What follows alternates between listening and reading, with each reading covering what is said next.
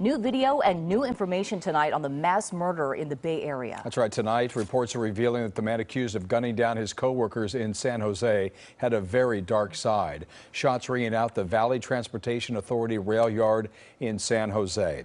It is the Silicon Valley's main light rail hub. And KCAL9's Jeff Nguyen is following that story for us tonight. He joins us live with the very latest. Jeff?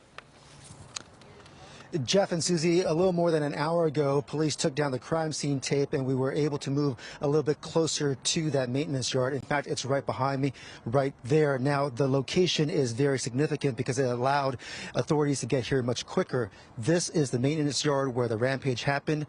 Just a few feet away is the sheriff's department. Tonight, we are learning about the shooter who took his own life after killing 8 co-workers. He's been identified as Sam Cassidy. This is an active shooter, reportedly 8 employees at the light rail maintenance yard. The San Jose Mercury News is reporting that the 57-year-old Valley Transit employee had a dark past, from a violent and unpredictable temper fueled by alcohol abuse to a 2009 court filing where an ex-girlfriend accused him of rape and sexual assault, and that he would complain about mistreatment at work. We have no visual of where the shooter is right now. There are also reports the shooting happened during a union meeting and Cassidy opened fire on everyone attending.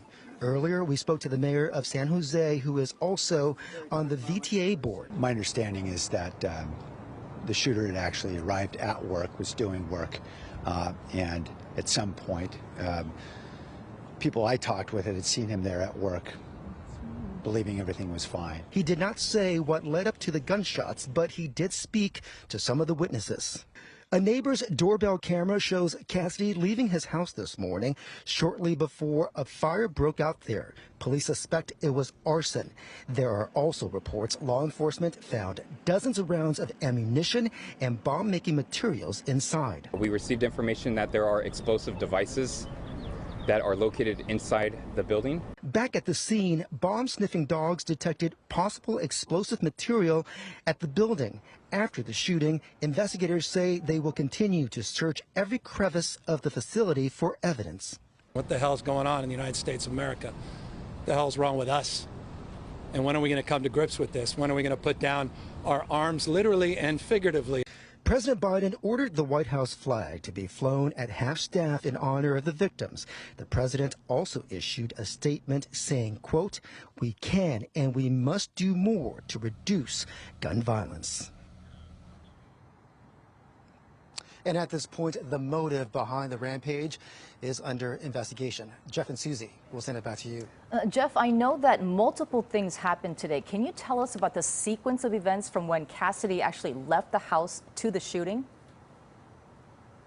Yeah, that's a great question, because ultimately what happened was investigators are now looking into the cause behind 2 fires. So let's take you back to that video that you saw in the piece, because we saw Cassidy leaving his home at around 5:40 this morning with a duffel bag. You saw him in that video basically wearing his work clothes. The jacket had some reflectors on it. At about 6:29, a fire was reported at a lumber yard about 5 miles from this facility, the VTA facility where I am reporting. Next, at 6:32, the first shots rang out, and then 2 minutes after that, there was a report of a second fire, which is where Cassidy lived. So basically about an hour after he left his home, or he was seen by his neighbor leaving his home, is when the fire broke out at that house. Now, at this point, we don't know if those 2 fires are connected, but what we can tell you is that no one was hurt in either. Jeff and Susie? So, Jeff, it appears that the shooter targeted his co-workers. How long has he worked there, and what is his work history? So that information is pretty easy to get, because, you know, this is a public facility, and so there are public records.